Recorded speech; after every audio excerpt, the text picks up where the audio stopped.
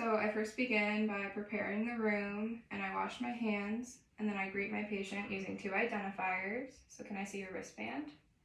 And can you tell me your full name and date of birth? Alex Dyke, 6/15/98. All right, good. And then I would ensure that there's no risk of stroke, which there is not. And I would obtain my patient's vital signs. And now I'm going to give you 4 unrelated words so to remember. So we'll do star, foot, tree, and red. Good.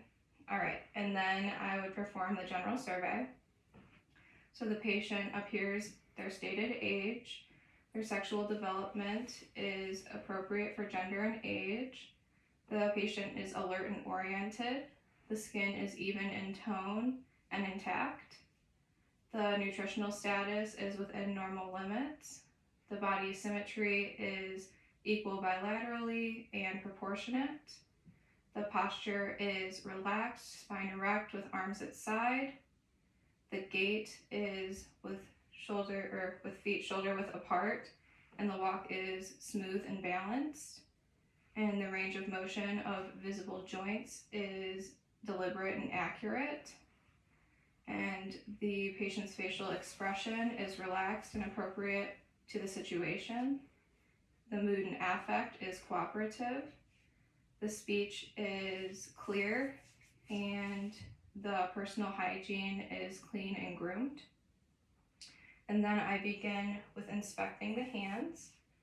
So the skin on the hands is pink, and the nails are translucent, oval in shape. The profile is less than 160 degrees, and the capillary refill is less than 3 seconds. And then I will inspect the cranium, and it appears to be normal cephalic. So then I will palpate, and I'm feeling for any bumps or lesions. And the hair is thick, clean, with no pests. And then I inspect the facial features, and they appear to be appropriate in size and symmetric bilaterally. And then I will palpate the temporal artery, which is between the eyes and ears, and it is smooth with no pulsation. And then I'll do the temporal mandibular joint. So can you open your mouth and close your mouth for me? And it feels smooth with no clicks, but a click is normal. And then I will palpate the frontal and maxillary sinuses. Do you have any tenderness or pain? No.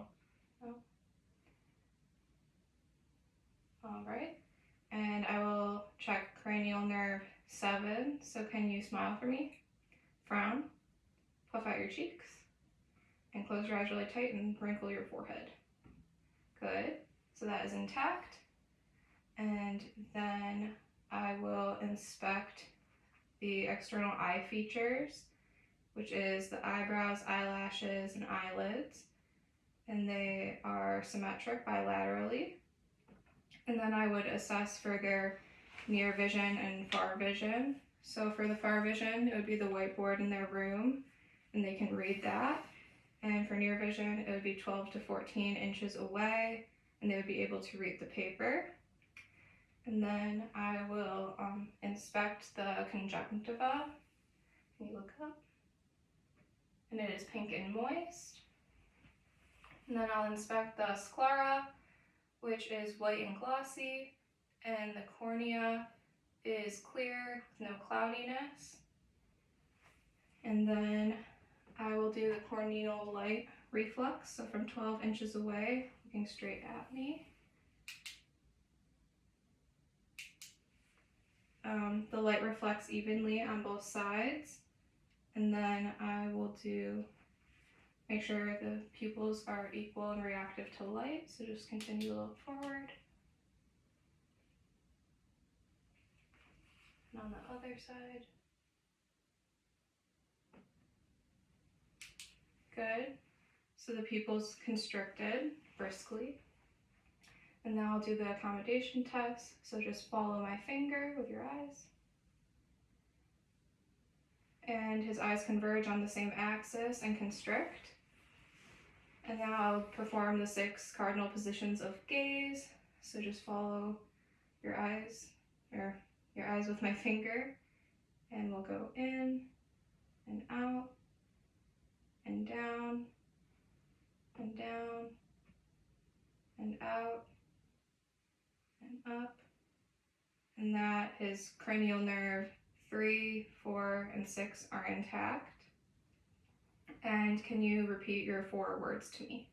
Star, foot, red tree. Perfect.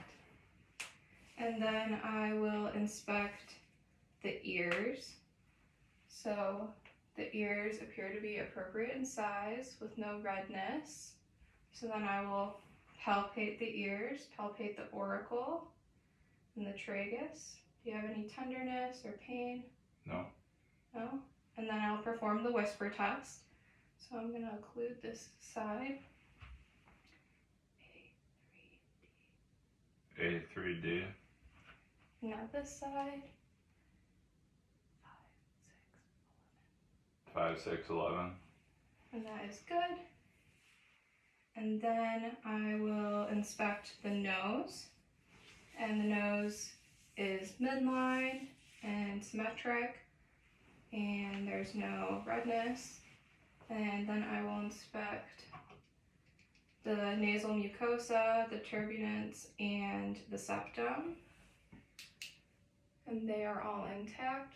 The membranes are moist with no drainage or polyps.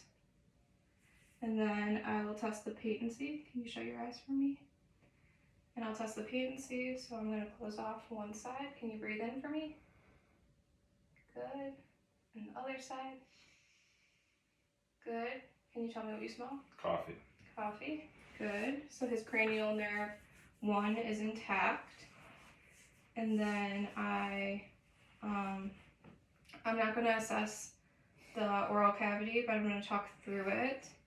So the lips should be slightly darker than the normal skin tone with no cracks. It should be moist.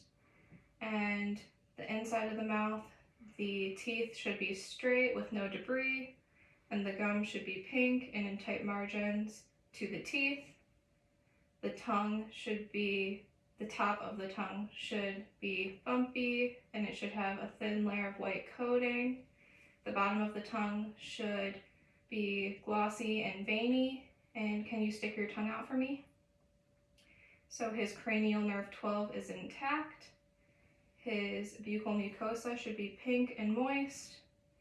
His hard palate should have transverse rugae and be pink, and that goes into the soft palate, which is moist, pink, glossy, which then goes into the uvula.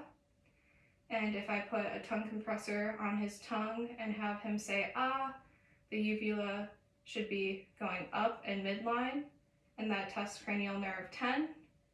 And if indicated, you test their gag reflex. So you put the tongue compressor to the back of their throat, and they would gag, and that means that cranial nerve 9 is intact. And then I will inspect the neck. The neck is symmetric, equal bilaterate. I see no pulsations. So then I will palpate the trachea that is midline and intact, which it is.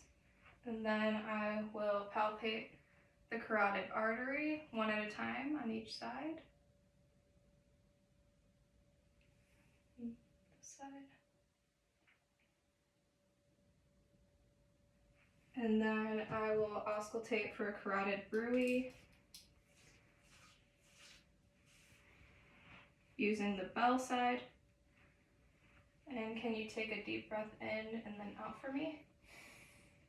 And listen at the jawline, and then again, in the middle, and again. And then at the base of the neck. And you should hear no turbulent flow. And then I will have my patient turn around. Actually, no. Then I will perform the range of motion of the neck. So can you mimic what I do? So put your head all the way back, chin to chest, up, and then ear to shoulder, chin to shoulder, chin to shoulder. And can I have you shrug your shoulders for me? I'm gonna put pressure down and go against my resistance. And that shoulder test is cranial nerve 11, which is intact. And then I'll have my patient turn around to sit crisscross on the around. So I begin with inspecting the posterior thoracic cage, and it is symmetric, and it is in a V shape with the ribs going downward. And then I will see if there's equal lung expansion. So I'm going to push in between here. And can you take a deep breath for me? And it moves out, so that is equal. And then using the base of my hands up here, I'm going to test for tactile fremitus. Can you say 99? 99. Again? 99. One more time. 99. And the vibrations are equal bilaterally. So then I'm going to palpate the spinous process, and it's midline and intact. And then I'm going to auscultate posterior lung sounds using the diaphragm of my stethoscope. And there's 9 pairs, and the 2 upper pairs are the upper lungs, and the whole rest of the posterior are lower lungs. So with each time I move my stethoscope, you just take a deep breath in and out. So I'm going to start up here, then over, that's 1, then down, then over, that's 2, then down, then over, that's 3, then down, then over, that's 4, then down, then over, that's 5, then down, then over, that's 6, then down, then over, that's 7, and then I go to the outside for 8 and 9, the other side, and then a little down, then over, that's 9, and the lungs are clear bilateral. And then I have my patient turn back towards me. And can I have you repeat your 4 words? Star, foot, red tree. All right, good. And then I inspect the anterior chest, and it is symmetric, equal bilaterally. It goes down into a V shape with the ribs downward. And then I will assess the respiration rate, which I already got during my vital signs, and a normal rate would be 12 to 20, but you also assess for the labor of their breathing, and his breathing is unlabored. And then I will auscultate the anterior breath sounds, and there are 5 pairs, and you use the diaphragm. So you start above the clavicle, deep breath in and out, and then you move over, and then down to the second intercostal space, and over, that's 2, and down, and over, that's 3, and then down, and then over, that's 4, and then you go mid-axillary for the 5th, and over. Good. And then I assess skin turgor by pinching above his clavicle. And skin should go back right away, which is a sign of hydration and circulation. And then I will listen to the apical heart rate. So that's the 5th intercostal space, mid-clavicular, using the diaphragm. And you would listen right here for a full minute, listening to rate and rhythm. Then after that, you would do listening to the heart sounds in the Z pattern. So you first start with the right side in 2nd intercostal space, mid-clavicular. This is the aortic. Then you move over, left side, 2nd intercostal space, mid-clavicular. This is pulmonic. Then you move down, 3rd intercostal space, just left of the sternum. This is Erb's point.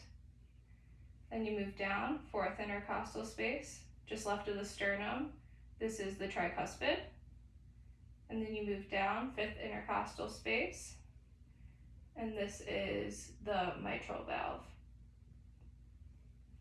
And since I listened with my diaphragm, you go back and you use your bell and you do the same ones.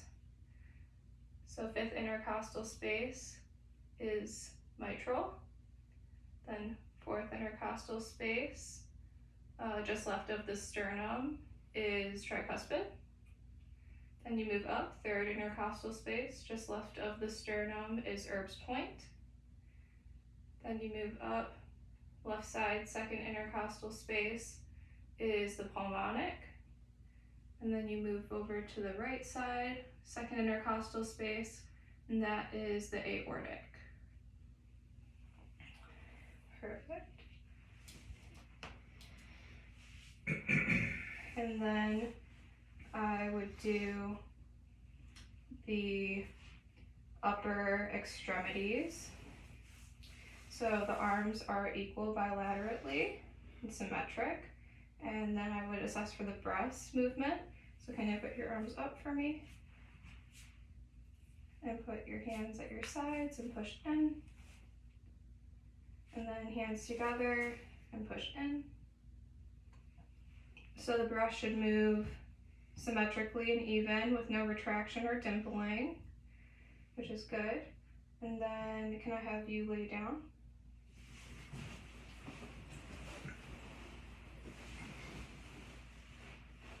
So this is assessing for jugular distension. So can I have you turn your head away from me? So you can see the jugular vein right here.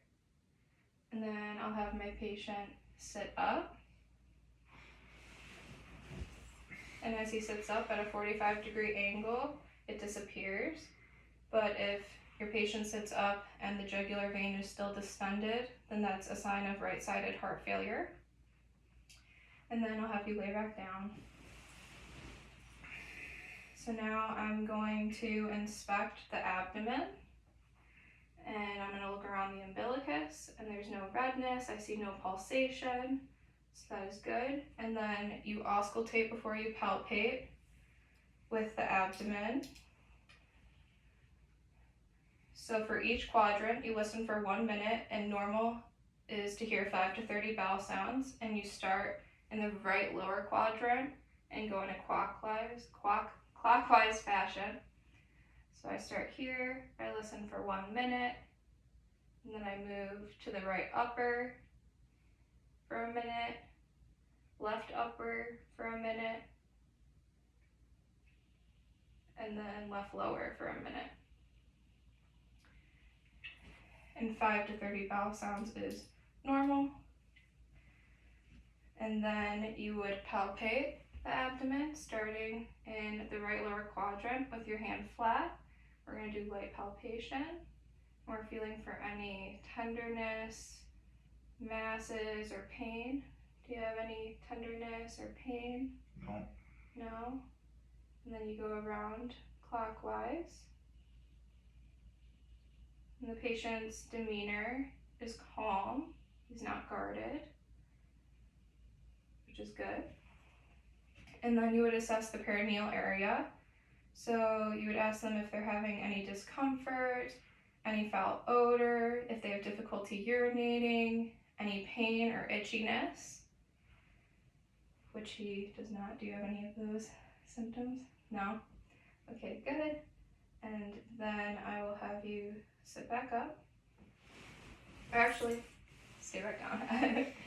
Then I'm going to assess the lower extremities first. So first I inspect both legs, and they seem to be symmetric, and the skin is even toned across his body. The hair is equal distribution, both legs. And then I'll feel for the pulses, the dorsal pediis on the top of the 2 feet, the posterior tibialis on the inside behind the ankles, and then the popliteal, which is underneath both knees. And then I feel that the skin is warm and pink, and I assess for any edema over their shin. There's no edema. And then I do the plantar flexion. You lift your feet a little bit for me. And you do a J underneath their foot. I know you can't see his foot. So I do the J, and his toes don't flare, and it's a negative Babinski sign. So then I'm going to push against your foot, and you push against my hand. And that's good. Perfect. And now I'll have you sit up. Face towards me. And can I have you close your eyes? I'm going to do 4 tests with your eyes closed. So first, just tell me where I'm touching you. Left cheek. Right arm. Can I have right there? Left hand. Left leg. Right foot. All right, good. And I'm going to do another test. Can you tell me where I placed your arm? On my left leg. All right, good. Says position sense is intact.